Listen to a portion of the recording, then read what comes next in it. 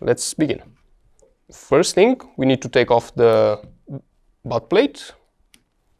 That's held with 2 Phillips head screws.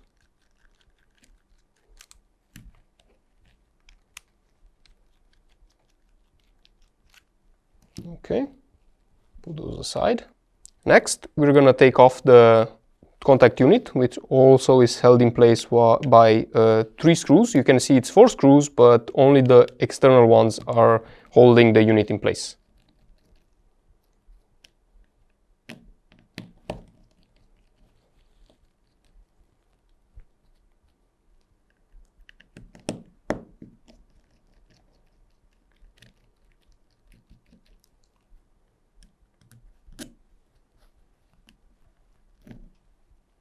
This trigger contact can now fall out. It's not going to disassemble itself because it is held in place by another screw that you can actually take off, and that will expose the whole contact unit. But be careful, this is under tension, so be careful not for the contactor not to fall out. Now I'm just going to put it back in.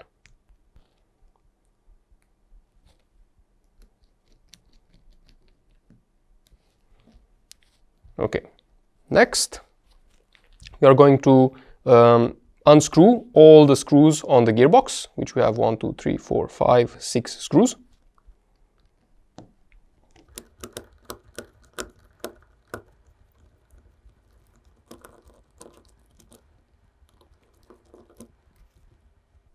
It might change to a smaller Phillips head.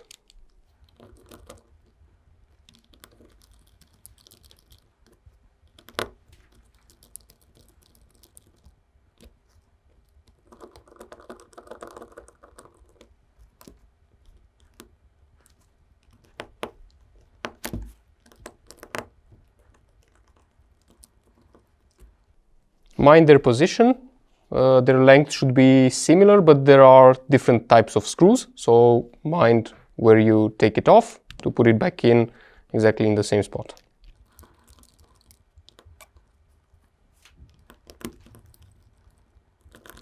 Now, before we remove the final screw, it is a good idea to detension the tension in the gearbox, because otherwise it might cause parts to fly off. So we can do that by pressing on the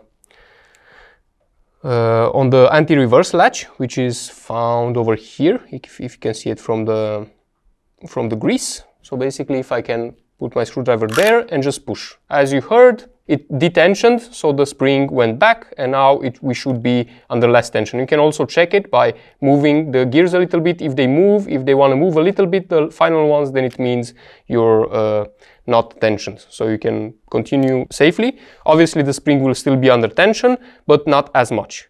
So now we're safe to remove the final screw. Don't worry, the gearbox should not explode at this stage. We need to help it a little bit coming off. And at this stage, it's just this upper part that needs to come off.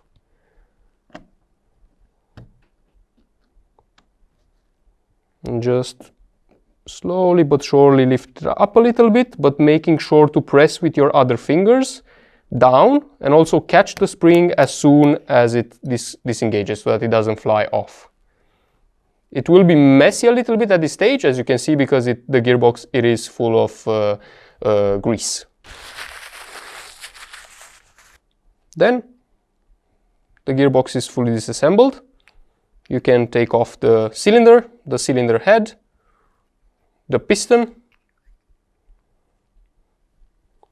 Obviously, as you saw, the spring and spring guide. And then all the wheels, the anti-reverse latch, which is here, also the semi disconnector. What's left to do is just taking off the gears one by one, then taking off the motor, and that's about it. Like, we can start with this one. Mind the shims that sometimes remain on the gearbox, sometimes remain on the wheels, on the gears. This here. And then the final one is actually a bit captive by the motor, but the motor can be removed also by wiggling this this part until it unlatches. So as you can see, it's held in by this little pin over here in the motor, and then you can slide the motor off by also pushing from down upwards and rotating so that the actual cable doesn't go in the way, and then the motor can come off.